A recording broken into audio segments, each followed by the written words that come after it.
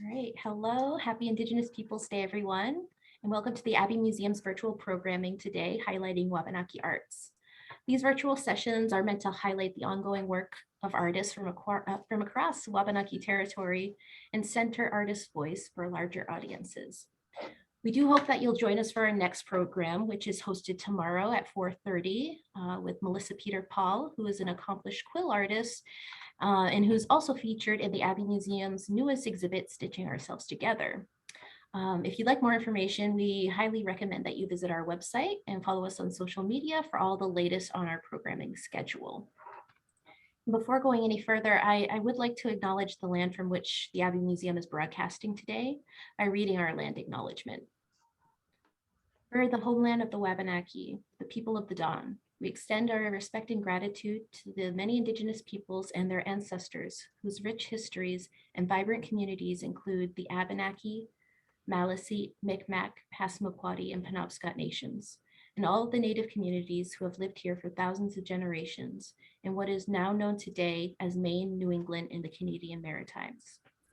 We make this acknowledgement aware of the continual violations of water, territorial rights, and sacred sites in the Wabanaki homeland. The Abbey is honored to collaborate with the Wabanaki as they share their stories. And again, thank you for joining us today.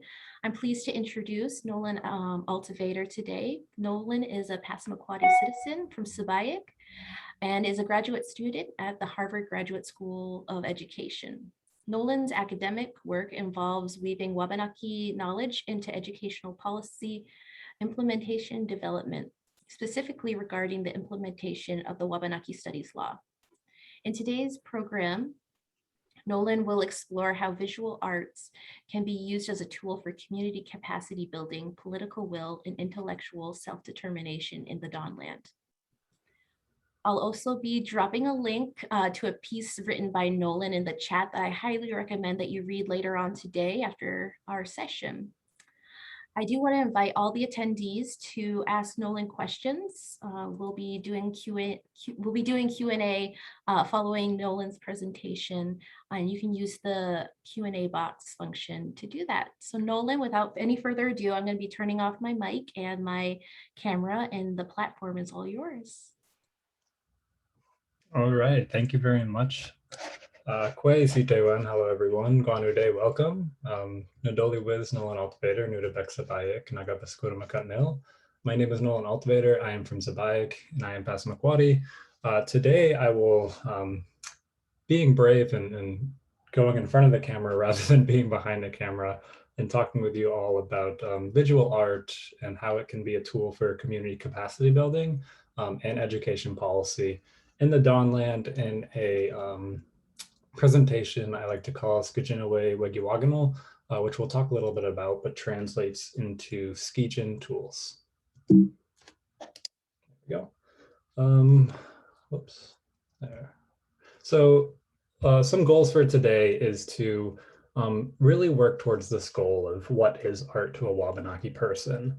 And I'm arguing that it can be a tool for relationality, accountability, and also a tool for education policy. And I'll be talking a little bit about a Storymap project that I'm currently doing with the tribal nations in what is now northern New England. And also how it can be a tool for self-determination and serve as a tool for resistance to challenges we face, such as colonial narratives.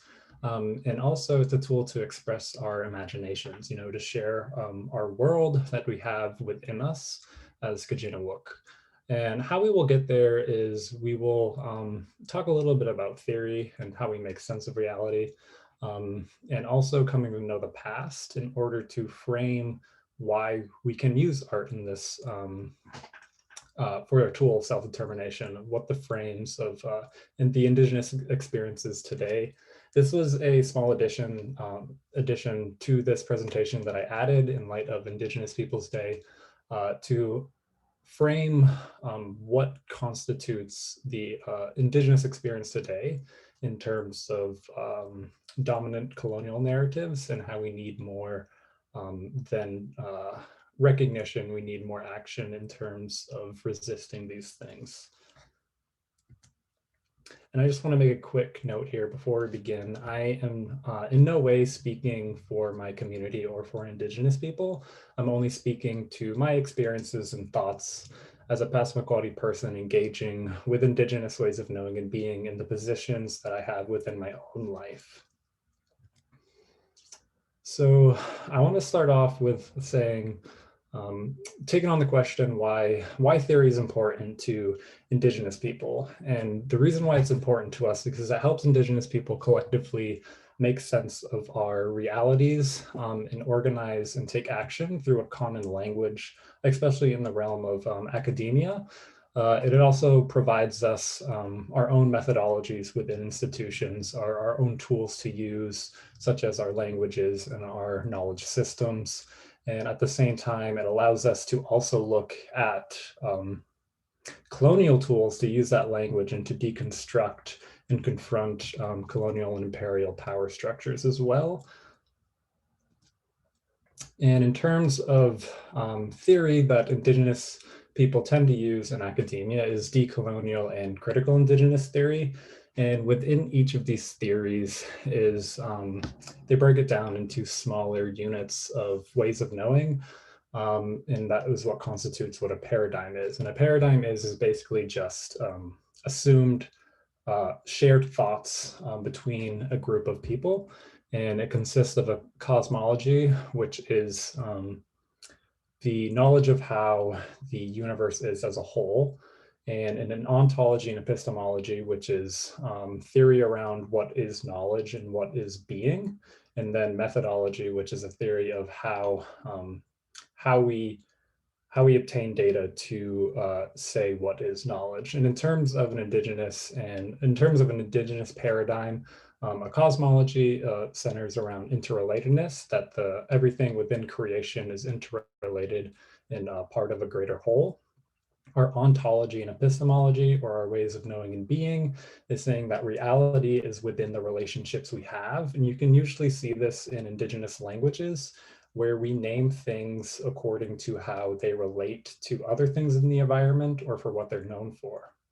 And a methodology usually revolves around storying. Story methods is saying that story is our theory, that storying in our matrix of stories within our knowledge systems is what constitutes reality. And I also want to make a quick note of the difference in these two theories. Decolonization is often used as a metaphor in these contexts, but it needs to work towards actual tangible repatriations and Indigenous futurities. Whereas all critical theory usually just tends to address power or history and doesn't necessarily have a tangible outcome. So now we can begin with sort of coming to know the past so that we can reclaim our present and future through a modality such as visual art. So to do this, we'll be talking a little about technology and tools in the terms of colonial technology and tools, and how history is also a part of these tools that can act to serve as its cover, since it has to do with power. And we'll be exploring 3 colonial tools that falsely frame Indigenous lives, which are all reflected here in what is now the state of Maine. So in terms of technology and tools, I like to explain that a tool or technology is an extension of the mind, body, or imagination. And I would add on, like, depending on the specific mind, body, or imagination that is using the tool, or the specific paradigm that is using the tool, which we talked about earlier, depends on what they are building.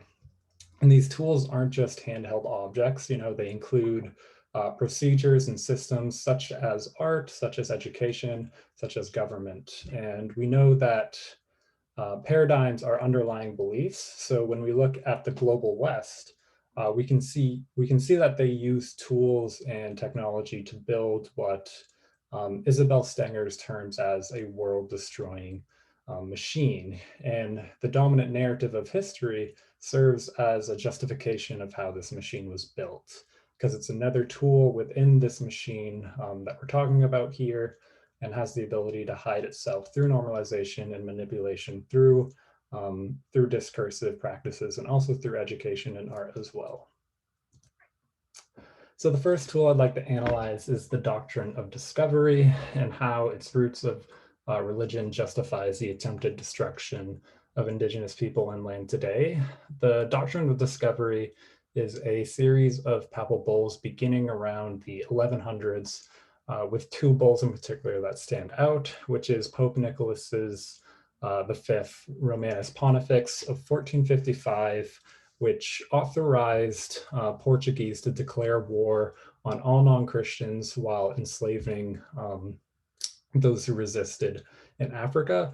And then there's Pope Alexander VI Inter Caetera of 1493 that deemed all land not inhabited by Christians were open to discovery, and that the indigenous forms of governance and ways of being within those lands were deemed as barbarous, and thus it was justified to forcibly take over.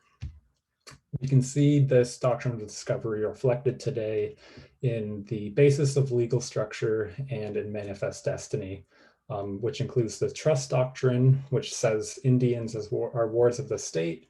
The government has trustee over property, and also the plenary power doctrine, which says Congress has power to determine indigenous lives and lands. And if we look today, if we look throughout history, and in the state of Maine, we can see examples of this that are reflected. The doctrine of discovery paving the road for colonization of indigenous land and people, which led to what is known as King Philip's War. Phillip was the English name given to Wampanoag chief Metacom, who led a multi-tribal resistance movement during the colonial expansion. And we can even see like the power of naming in regard to dominant narratives of history and the doctrine of discovery by framing the reason of the war on behalf of the indigenous people rather than an act of resistance to colonization. And within these narratives of King Philip's War, such as Increase Mather's book, he references Wabanaki as a place going down of the sun. And for the Wabanaki, we view it as the Dawnland, or the place of the first sun. So you can right here see the exact opposites between narratives. Mather also claimed that the Europeans had rightful possession from a quote, Lord God, and that the Wabanaki defense was a mischievous plot. And this is a common tactic to use to provide moral cover for genocidal acts and taking of tribal land, which Wabanaki people have existed throughout generations. We once consisted over 20 tribes here in the Dawnland, but through genocidal bounties, disease and warfare, our population depletion reached 97%, and there are now 5 tribal nations left here today. More in regards to the manifest destiny in Maine, there's a history in Maine's legal structure that still affects Indigenous land and people today. When Maine separated from Mass and became a state, they agreed to take over treaty obligations, and the Maine ended up renegotiating the 1818 treaty with both the Penobscot and Passamaquoddy, and then in 1833, without the consent of the Penobscot Nation, they took away over 95% of Penobscot land and established a trust fund for the townships. They added on to this trust fund through cutting and selling timber on tribal lands, again without consent or compensation to Wabanaki people. Meanwhile, tribal citizens suffered as we were no longer allowed to maintain our ways of being. And from 1859 to 1969, so for 100 years, no interest was ever paid to the Penobscot or Passamaquoddy within the land trust. Rather, it went to Indian agents who were appointed through the trustee of the government. Then we, of course, have the 1980 Land Claims Settlement Act, which proved that 2/3 of the state was illegally taken from Wabanaki people. However, this so-called settlement takes form of yet another document that denies our status as sovereign entities with the ability to determine our own destinies by constructing us and our lands as wards of the state who did not pay 1 penny of these settlements and has kept the majority of its jurisdiction over our homelands. And within the Land Claims Settlement Act, another example of manifest destiny is in this clause. where it terms that laws of the state to apply to Indian lands, all Indians, Indian nations and tribes and bands of Indians in the state, and any lands or other natural resources owned by them shall be subject to the laws of the state and to the civil and criminal jurisdiction of the courts of the state. So we can see here that in this clause, it's clear colonial logic of paternalism, superiority, and manifest destiny, where Wabanaki people in our lands are subject to colonial laws, which again infringes upon our inherent rights to self-determination, determine our own destinies, and our ability to govern ourselves.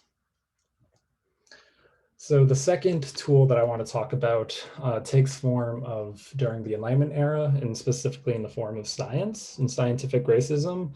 The views on Indigenous people as barbarous that the doctrine of discovery embedded into the social fabric was reinforced formally through science during the Enlightenment period.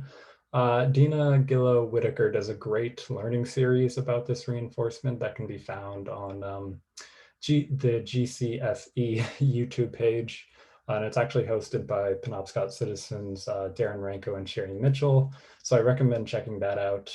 But during this era in the 17th century, European naturalists believed that the same principles of scientific inquiry, which was influenced by actually early travelers' tales such as Columbus, could be used to understand human behavior, both in the individual and entire populations.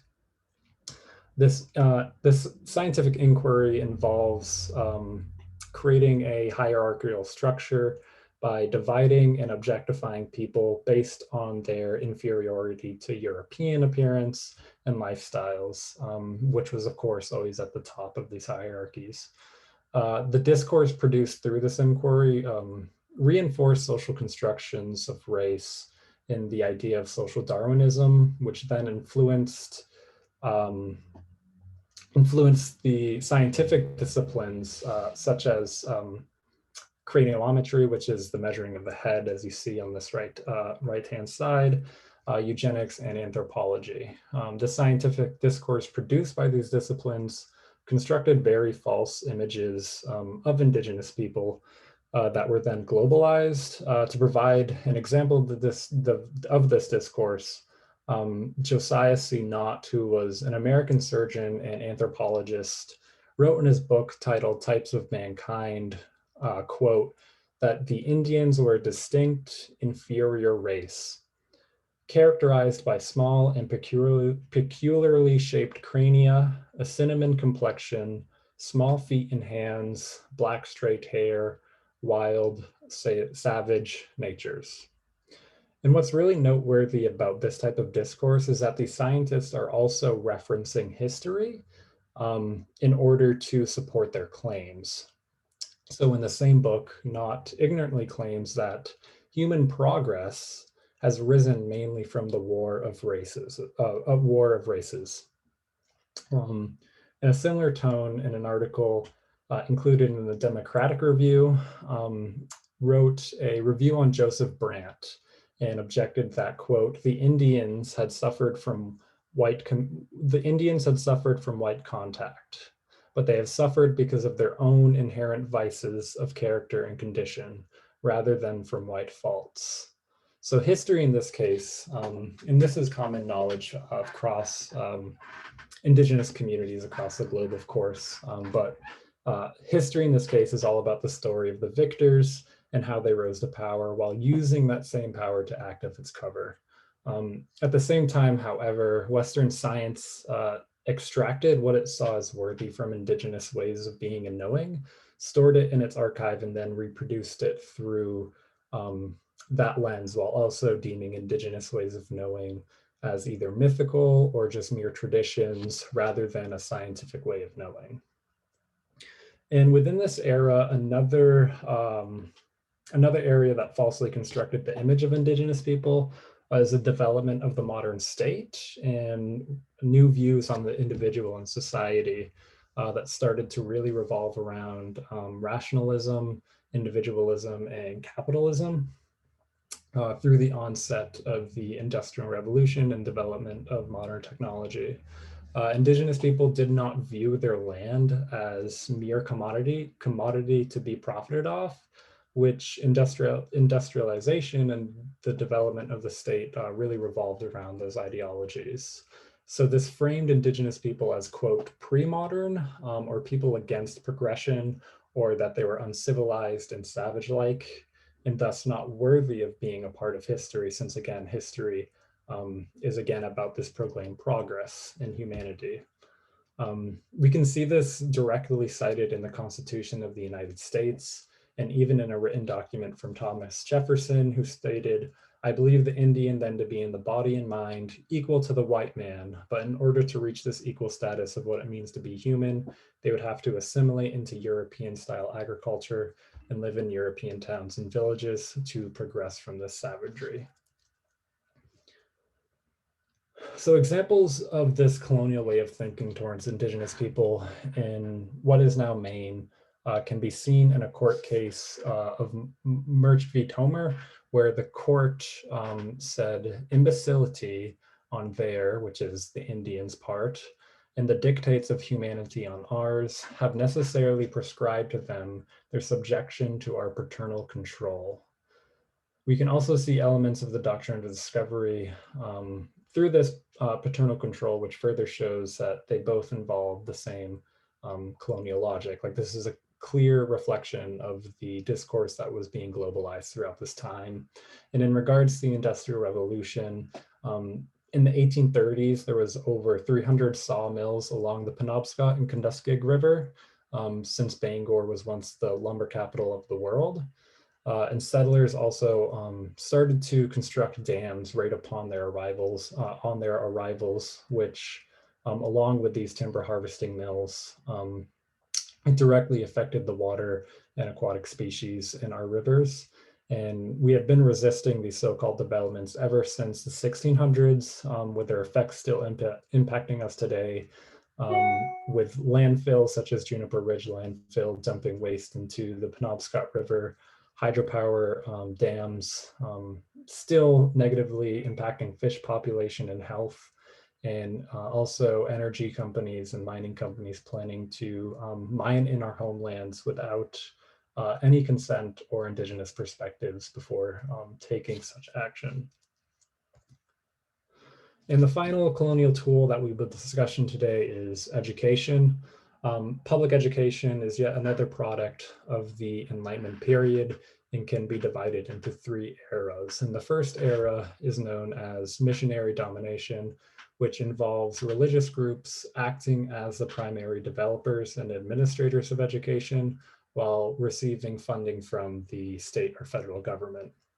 In the case of the state of Maine, Reverend Elijah Kellogg of Portland came into Passamaquoddy territory and opened a school with funding from the state that taught Passamaquoddy children to read and write in English, become self-efficient farmers, and, quote, enjoy the benefits of civilization.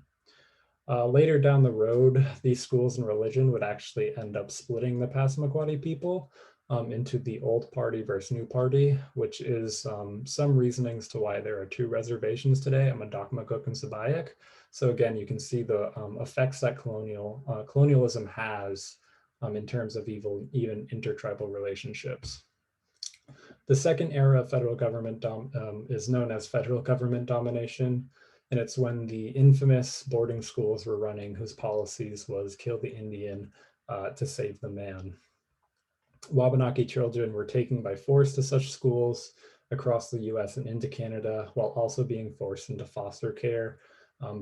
Through both experiences, children were taken away from their families, separated from their communities, forced to perform manual labor, and were punished for speaking their languages.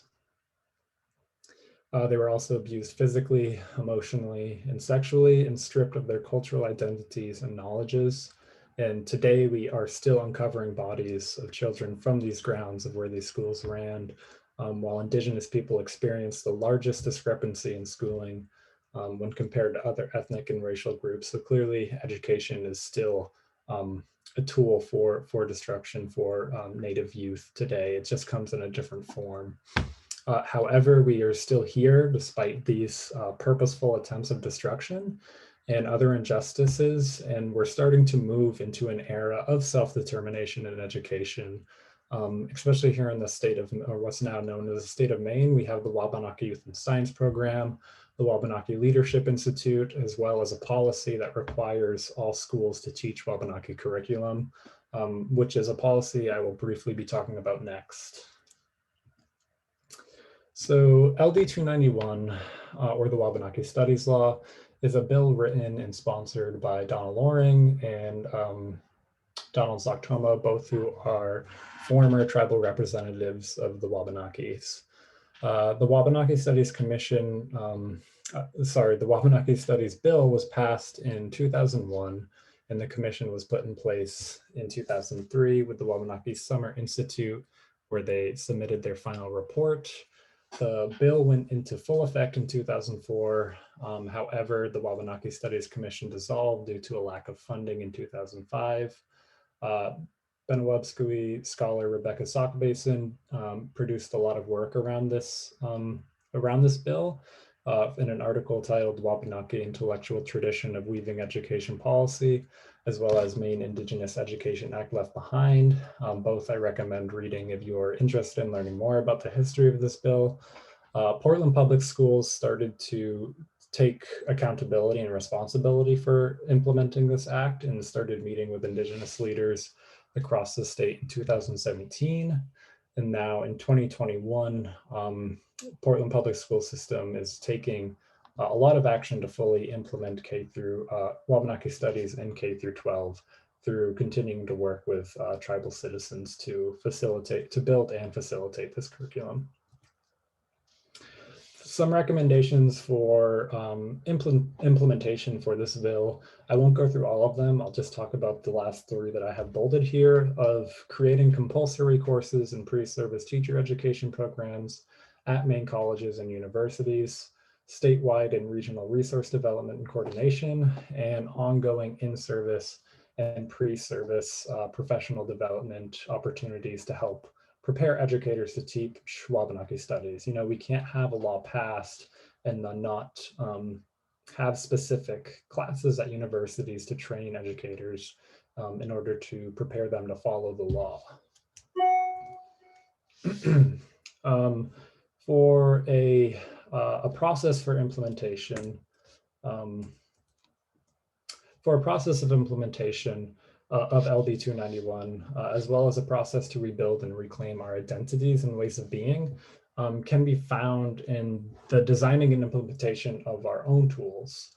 In regard to LD 291, this would entail developing accurate and effective curriculum with and for schools, while also assuring that the education is more relevant for Wabanaki youth. We can't just put in the work for curriculum for other schools to use. We need to also focus on our own youth and our own communities. A framework to achieve both of these goals is implementing a Wabanaki community capacity building framework that involves diplomacy through building alliance and partnerships that leads to direct engagement through everyone that is involved in the policymaking process. Relationships are always at the heart of this work, and in the center, and relationships are also in the center of Wabanaki ways of knowing and being. So if we design educational tools through this framework and process, we can overall reconstruct education and achieve these two goals in the Dawnland. And as we will come to see, this framework is actually gifted to us through our intellectual traditions of using visual art and storytelling. And by coming to know these traditions, we can then fashion our own tools for our own purposes. And going back to the Global West being a world-destroying machine, using their own tools through a Western paradigm or worldview, we can see a call for this need to design our own tools from Audre Lorde and Linda Tuahai Smith. I especially appreciate the last one here of our challenge is to fashion new tools for the purpose of decolonizing and Indigenous tools that can revitalize Indigenous knowledge. Today, I will be talking with all of you about one of these tools that I am helped building for this specific reason, which takes the form of a story map and includes visual art, which brings us to this question of what is visual, or what can be visual art to a Passamaquoddy person. So in terms of what is art to a Passamaquoddy person, we've never had a word in our in the Passamaquoddy language that translated to art, to like the homogenizing word for art. And since it was a European concept developed during the Enlightenment era, what we do have, however, is the term skicinuwi wehkewakonol, which translates to Skisian tools. And in our languages, we name things by what they are known for and how they relate to other things or based on their descriptions. And as Wabanaki people, our own experience is art. We come from the ash tree and our glue scrub's creation. And so the tools that we use for art are an extension of who we are as skicinuwug and follow a specific set of patterns and thinking that involves relationality. Our creation is also inevitably a form of resistance, as they are evidence that we are still here in this world creating, despite the ongoing impacts of colonization. And this is why that there are also tools of both self-determination and accountability in this world that we are living in today. And I suggest that what defines art is also within the relationship one has with the craft. And for me, that's rooted in education and policy, and using art as a tool for education and policy is, again, it's an intellectual tradition of Wabanaki. And by coming to know the past and how our ancestors use their tools, we can use our tools that we have today for the same purposes. To resist and revise dominant narratives while resisting colonization through creativity and through building reciprocal relationships in our homelands. And for me, this involves coming to know how wampum and its later form Wikhikon is used. There's a body of work that focuses on using writing for a tool of native resistance. However, I'd suggest it's worthy to note that we do not contrast between the image and word within our language for writing and picture. So we expand our scope to visual representations such as wampum. We are provided with valuable lessons to guide our way of being today. And I really enjoy this quote about, I think it really encapsulates the idea of what art can be. It's not necessarily about the product, it's also about the process and what is going through the mind of the person using the tool as they create something. And it says, style is simply a way of doing something. The items people make, may they be canoes, houses, masks, or baskets, display regularities and similarities that suggest the makers have followed some set of rules, pattern, and order in their creation. Although a basket is the unique creative product of an individual, its maker followed a set of traditions and cultural conventions that influences voices throughout the manufacturing process. So I just think this quote really speaks, again, to the definition of art for Indigenous peoples as a vessels that carry a specific energy that is rooted in our ways of being and knowing, and while working towards our own futures. And in order to see these similarities that this quote talks about and the intellectual traditions that this quote talks about, we will start now coming to know with how wampum has been used by the Wabanaki and how it can give us today a framework for community capacity building and what has helped guide me in my experiences and my projects as well. So the specific tool that I am using in my projects today is something that's referred to as a story map. And a story map involves a multimedia platform of storytelling that weaves together both the oral word and landscape together through something called GIS, which is a software, and the study of this, which is cyber cartography. The use of multimedia in order to tell our stories to resist colonial impacts in the face of tyranny is something that we have practiced over generations, as seen in the use of wampum. And as Angela Haas explains, American Indians are really the first known skilled multimedia intellectuals through their use of wampum, since it was an extension of their memories, of our ancestors' memory and their knowledge through storage and retrieval methods. And viewing it as this, again, broadening our scope of Indigenous literature to image-making devices such as wampum really gives us the potential to revision the intellectual history of American Indian studies, as well as technology and media. And it also shows that Western science is a lot of times playing catch up with Indigenous ways of being and knowledges, just in a different language, since we've been using these forms for our own purposes throughout generations. So finally, getting to the first tool that I like to discuss of wampum.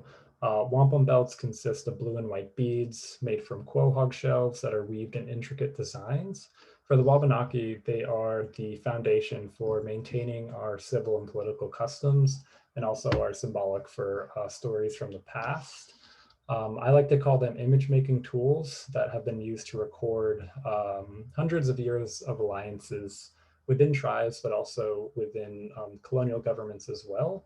And there is really a wampum belt for everything from ceremonies, selecting sorghums or chiefs, to mourning the loss of a chief, and also even for weddings. Oops.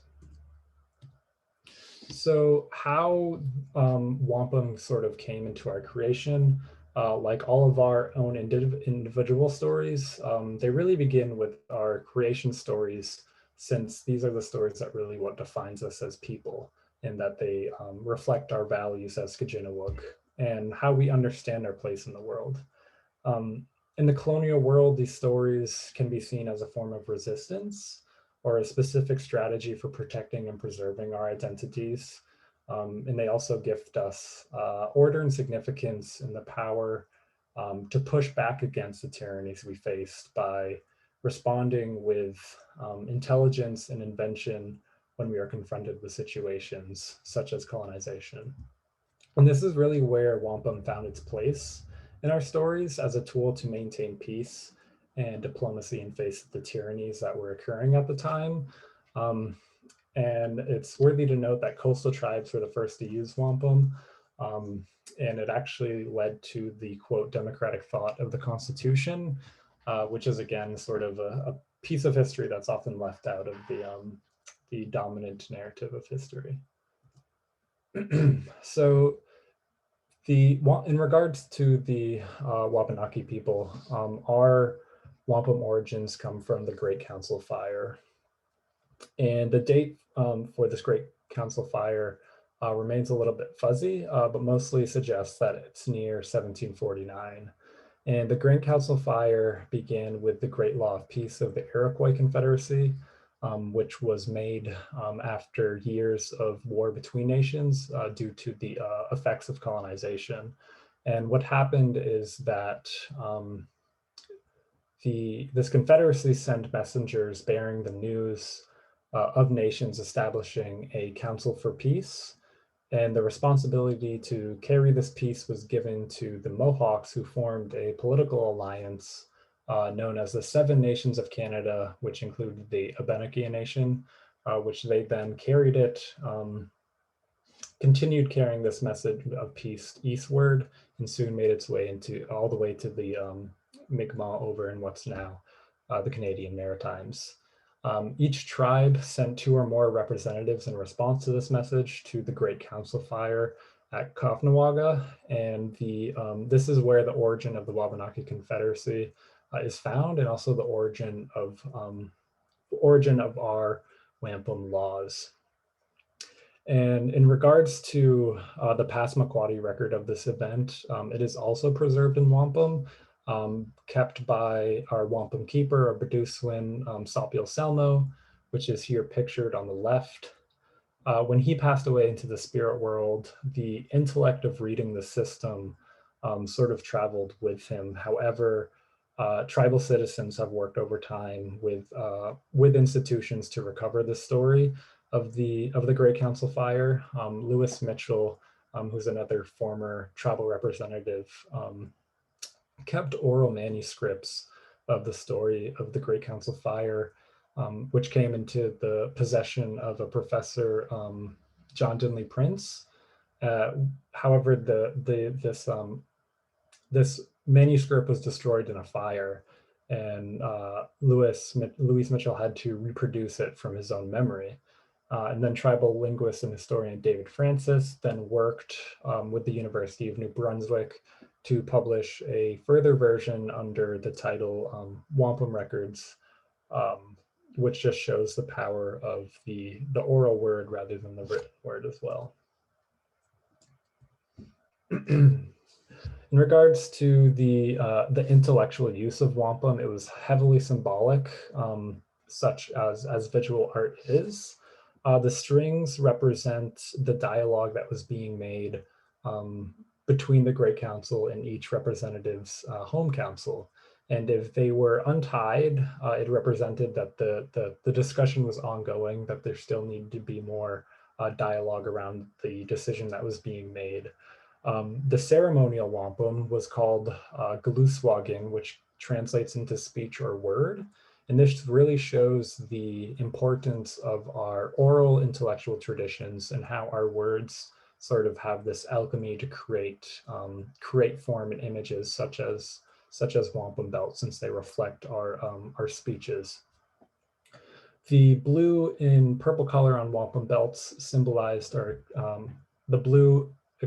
symbolized our experiences with war and genocide, and the white color symbolized our peace, a path towards peace and a path towards continuing our ways of being.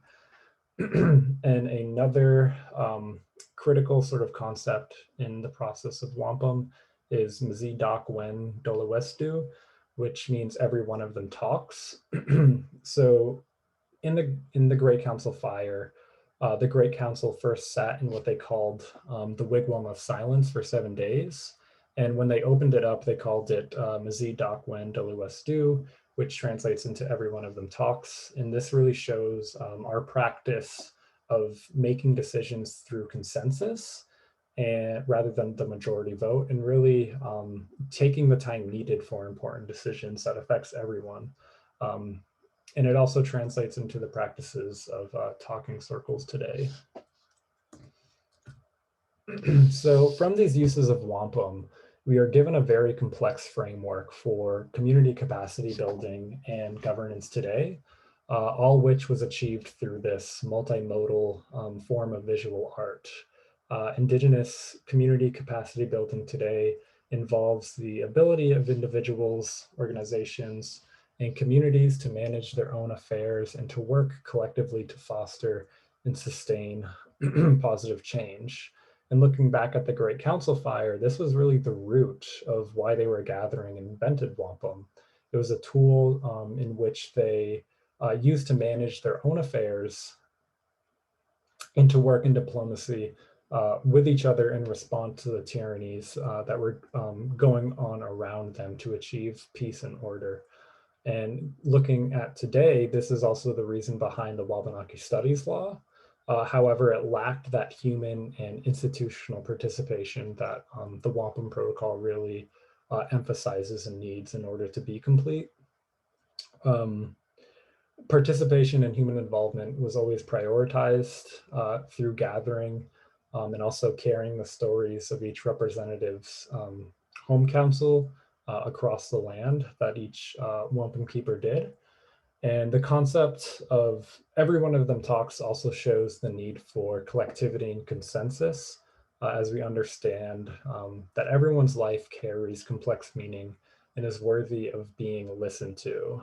So today, this community capacity building framework that we can see within this process of wampum and the protocol of wampum is really being reflected through the Portland Public Schools action with tribal nations, which is a framework that really needs to be prioritized for other school districts for effective implementation. Wampum also gives us a framework for pedagogy, which is basically the philosophy of teaching or how one teaches youth. It teaches us not to be damage centered when we are teaching or creating. What this means is that when the Wabanaki Studies Law was being passed, there was conflict between the Maine Department of Education and the Wabanaki Studies Commission over teaching difficult knowledge or genocide, such as the Phipps bounty. The Maine DOE was really pushing back this idea. However, tribal citizens was sort of emphasizing that it needed to be taught for truth and reconciliation. And if we look back at the wampum and the practice of weaving both the blue and white colors together in order to create an image through wampum belts really reminds us that we need to teach both the beautiful and ugly knowledge that Wabanaki carry in order to interrupt this, this binary of resistance and reproduction. Like we need to talk about both of these things not as mere opposites, but rather taking them together to find balance and create this third space where we can appreciate both sides to reach to a greater meaning, such as what they did with the wampum belts. You know, we don't have to be damage centered when teaching about these topics. And this can be the same as art. For both photography or for writing, it serves as a great sort of third space to find balance between these difficulties that we all carry within inside of us, and to use our imagination to sort of create this third space that allows us to create better meaning that's beyond both of those experiences. So regarding to what happened to wampum, over time, colonial settlers mistook and depreciated our ways of governance. You know, they thought wampum was a form of currency, and that the act of us giving them wampum as a symbol of kinship and as equals, they rather viewed it as a symbol of us giving them something and asking for protection through their laws and governance. And also during the Enlightenment period, anthropologists and museums were extracting and collecting indigenous technologies without indigenous permissions for the sake of what they called preservation, to protect these objects. However, as Linda Smith reminds us, indigenous people really viewed this as stealing rather than collecting. You know, it's the idea that we are not capable of maintaining autonomy and doing these things and controlling our own destinies. However, the Passamaquoddy do still have a wampum belt that they use for ceremonial purposes today, as pictured here with Elder Dwayne Toma and Chief Maggie Dana at Passamaquoddy Days, the one that just passed here this year. Yeah, we use them for ceremonial purposes today, as well as when making and renewing bonds, and is also still used to teach our histories and ways of being, in which we are also using other tools to do, such as what I'll be talking about next, the Wikhikon, which is connected to wampum due to the effects of colonialism. Settlers would force indigenous people into written deeds and other documents in order, which can be studied to sort of create a new narrative of history that resists dominant narrative. There's great work done by an Wabanaki scholar, Lisa Brooks, who uses writing from the colonial area to create a new narrative in terms of land deeds and maps. So this sort of shows the connection between wampum and the Wikhikon, which translates into anything written. And to really encapsulate this connection between the two, between wampum and the book or writing, is from late elder historian and language keeper David Francis, who says that we have no wampum here, just the book. We are trying to keep it alive with the book, but it would be good to get the wampum back. And this shows that although our methods have expanded, our reliance on telling stories in order to work towards self-determination, work towards battling the dominant narratives hasn't changed. Our methods of using visual art as a tool for storytelling and self-determination is an intellectual tradition, which is sort of what I tried to implement into the concept of the Wikhikon or photography. So from a linguistic perspective, many nouns in Passamaquoddy are formed from a verb and conceived as the product of an action. So when we look at the word Wikhikon, we can see that it's formed from the verb stem wik, which means to draw, and that is paired with the inanimate suffix igon, which is used for tools. So when we put those together, we get a definition of written tool. But it's also worthy to note that we do not hold a dichotomy between the written word or the image. So if you told someone to go write that down, you would also be telling them to go take a picture of it. So historically, the Wikhikon was used to denote birch bark maps, which were used as a tool for communication, guidance, while giving details of the land. As Wabanaki, our ancestors were very fluent in the language and detail of the land, which they actually impressed early French missionaries through their use of Wikhikon. There's actually a story of Benedict Arnold finding a Wikhikon created by a Wabanaki citizen, which aided his march into Quebec City.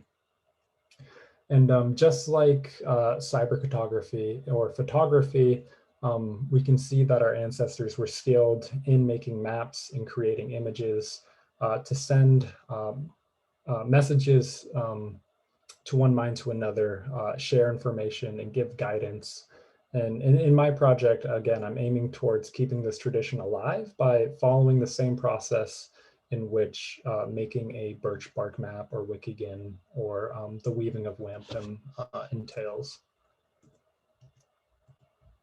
So this process that I'm talking about really involves sending a message from one mind to another, making connections and communications over waterways and over time. It involves around direct energy, around engagement in energy and motion, such as our languages, and an energy that I suggest really works towards our continued survival as Wabanaki people. In order for this to be completed, in order for a Wikhikon to be completed, it needs this type of interaction and participation. For an example, the birch bark maps that were carved were directly for another person to interact with and read it, which then kept this process ongoing. And a whole new wave of activity can occur from interacting with these images, as it is the process which we are all engaged in over time. Me interacting with wampum, the concepts of wampum, the concept of Wikhikon really influences my action today directly. We can also look at the Wabanaki Studies Law as a Wikhikon, since it was a document written by tribal citizens that really communicated messages to those, and needed direct interaction in order for it to be completed and implemented. The image that I think that I was trying to create in the physical world is one towards truth, reconciliation, and anti-racism in order to support efforts of decolonization and Indigenous futurities. It's an interactive realm where this process is lacking. However, as we discussed earlier, there are clear and tangible suggestions for the state of Maine and universities to take that they need to be held accountable for participating in. One of these suggestions involve creating resources for teachers to use while also making school and curriculum more relevant for Native youth. And this is what the story mapping project that I'm involved in really entails, by putting the tools of Wikhikon and the framework of Wampum together. So using what science calls cyber cartography really entails practicing our intellectual traditions, again, showing sort of how Western science is catching up to Indigenous people. In other words, it gives us a process for community capacity building through multimedia and the product of a map that involves engagement through image making and storytelling. In the Indigenous context, cyber cartography has been defined as a set of concepts and tools that provides an effective atlas building framework for approaching complex social and political phenomena. So again, going back to the EPA project that I mentioned earlier on, through my position as a story map coordinator for the 10 tribal nations, what is now northeastern New England, this project is completely participatory, and it involves the 10 tribal nations in this region to develop a story map, which entails documenting sustainability efforts, recording oral stories from tribal citizens, and then weaving those narratives together in an interactive map of our homelands and our waterways. And this really provides opportunities for youth to come out into the field and see the type of work that natural resource departments are do in order to be accountable to their communities, while also having the chance to help in the process of creating the story map and learning sort of story methodology skills. And furthermore, in terms of cyber cartography, around the globe, it's really starting to be used by Indigenous communities for education and for their own purposes. However, again, the elements of cyber cartography align with our intellectual traditions of Wampum and Wikhikon, where we have a multi-sensory and multimedia tool that is used for telecommunications across time and space. All of these tools involve weaving together the image and word, as well as the landscape as an active participant, in order to transmit an image or idea in order to be interacted with, just like the concepts of the Wikhikon. In today's context, this allows the arts and humanities to come together and form a new partnership for society, which is, again, it's another practice Wabanaki people have done over generations, where we have used art and other forms of storytelling as a method to resist colonial narratives, build communities, and work towards truth and reconciliation. And in terms of education and education policy, cyber cartography can achieve the main goals of Indigenous education, which is to fully integrate the worldviews of Indigenous communities into the classroom, while also making sure that education is more relevant to Native youth and supportive of Native youth through the use of Indigenous pedagogies. So cyber cartography serves first as an educational resource that shares our worldviews, while also reflecting Indigenous pedagogies of oral teachings from community members, since they are directly involved in the process of making these creations. It also provides opportunities to effectively train teachers by offering workshops to prepare them to use these tools themselves in their classrooms. So if we had a compulsory course in the University of Maine system, part of that course could be teaching teachers how to use these tools that we have developed for them in a very reciprocal way. And in terms of teaching and learning, it's also most effective when individuals are directly involved. And again, this goes back to cyber cartography really being highly interactive and engages users in new ways, such as was the process of Wampum and Wikhikon, very interactive for those who interacted with it. And again, at the same time, reciprocity is present through providing not only relevant curriculum and pedagogy to Native youth, but also having Wabanaki's communities directly involved in the process and the product, while serving also as a cultural knowledge archive that can evoke intergenerational connections by sending messages over waterways over time, just as the Wampum and Wikhikon has done for me. So I just want to give a quick example of the power of a story map. There's a lot of effective examples of story maps. The one that I will talk about involves the Inuit First Nation, where there was a community need of wanting to share knowledge with youth over generations, and also to see Inuit worldviews in the educational system and share their perspectives more broadly to help inform decision making. And through their story map project, they achieved to create effective government policies that included having curriculum being developed from Inuit perspectives and supporting Inuit youth in school, build capacity in their communities while evoking interaction across generations between elders and youth through a series of workshops that they facilitated around the story map project. And this project has also made significant contributions to both theory and practices of cyber cartography and education around the world. So this is just an example of the project that's currently going on, which again is really informed by the use of Wampum and Wikhikon in our intellectual traditions.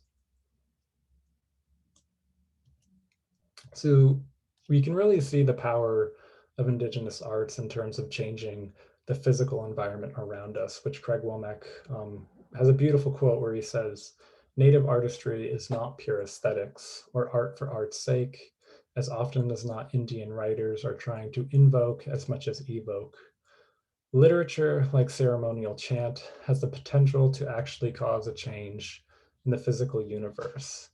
And this is exactly what I believe photography and other forms of visual arts weave together through cyber cartography can achieve here in the state of Maine in terms of education policy and also helping us construct a new space for us to resist the dominant narratives and help us work towards our own futures and our own rights of self-determination and our control over our own destinies as well. So to end this discussion here, as Indigenous people, we do have this power within us to develop and use our own tools in order to resist these dominant narratives and these violent narratives to reclaim our identities and futures. By coming to know our intellectual traditions, we can create our own paradigms and use them for our own specific purposes and work towards self-determinations as we always have. I just want to say, Willie One, Gachi Willie One, thank you very much, both to the Abbey Museum and for everyone who joined in today for listening. Tahoe, that is all. And I'd like to, I think, open the space up for any questions. I think we have time for that.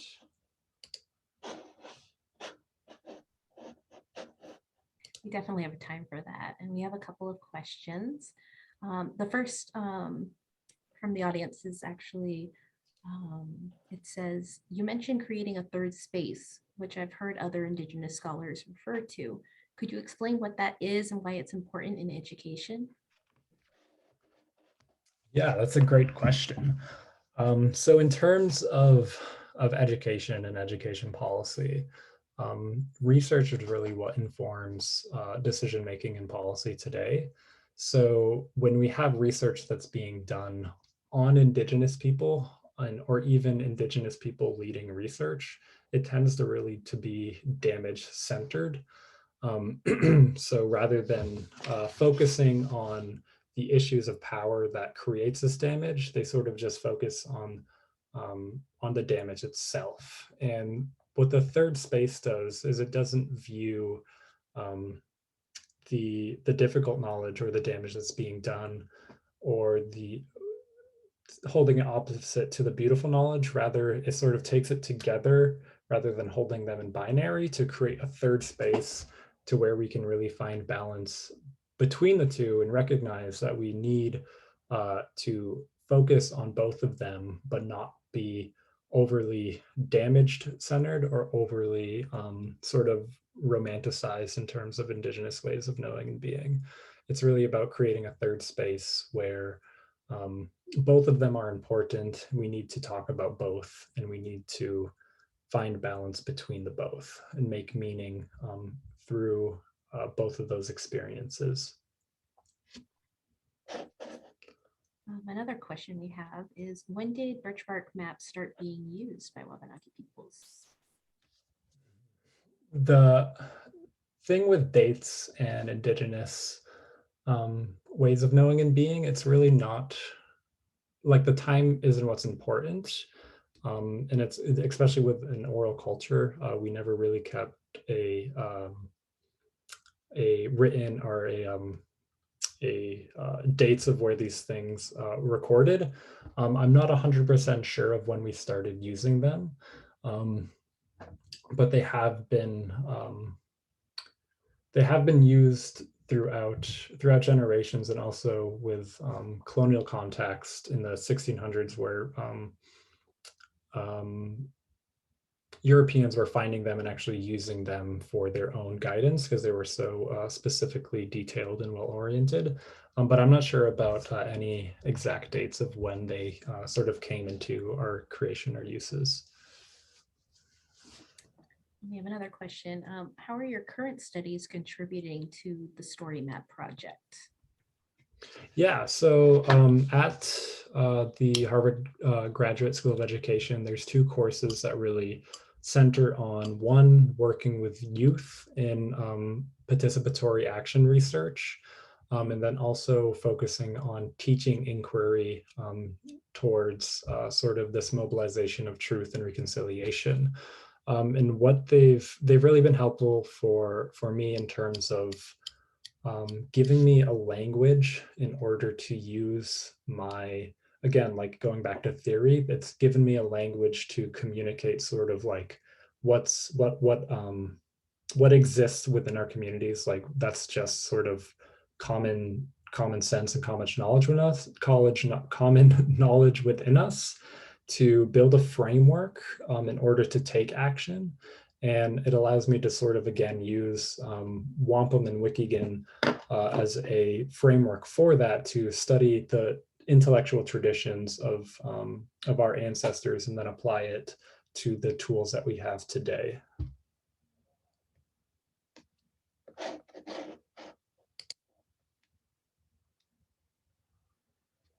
Sorry, I saw somebody raise their hand, and I'm going to allow them to speak so they can ask you a question. Erin, if you'd like to, you can unmute yourself and ask a question.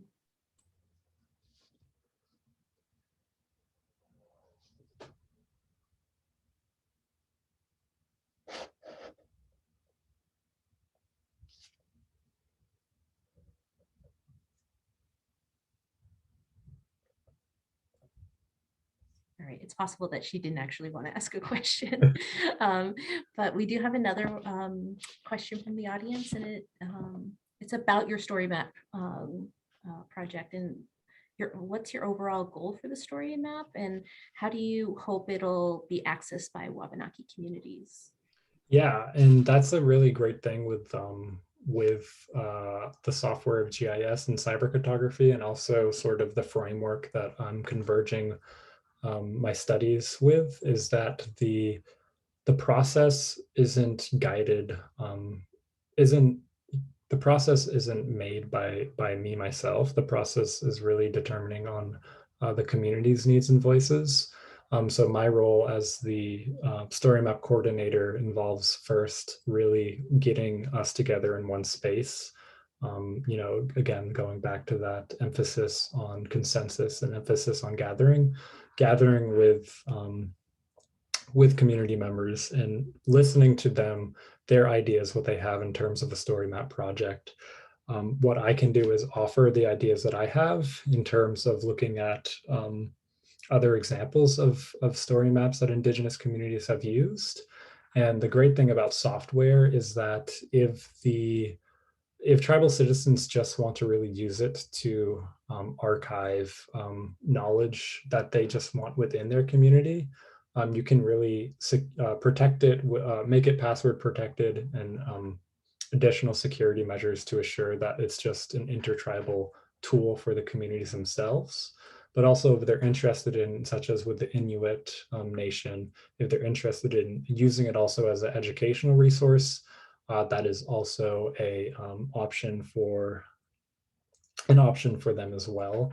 So for, say, in the state of Maine, where we first need a compulsory course to train educators to comply with the law, but they also need a resource that's developed by actual tribal citizens. At the same time, we can't just put time and effort into developing curriculum and not focus on our own youth. So it also has that flexibility to sort of make those two goals by directly involving youth and community in the process of developing a story map, and then also having it as a educational resources for teachers to comply with the law. Those are really my main two goals through the project, but again, it depends on what process and what product the community wants to make. Right. Well, it looks like that's it for questions. Nolan, I want to thank you so much for being with us today. And I want to thank everybody in attendance for being here. I did want to let everybody know that recording was taken today, and we'll have that up on our YouTube channel. We have past presentations from a number of different Wabanaki advocates, artists, people in academia, and we hope that you'll go check those out.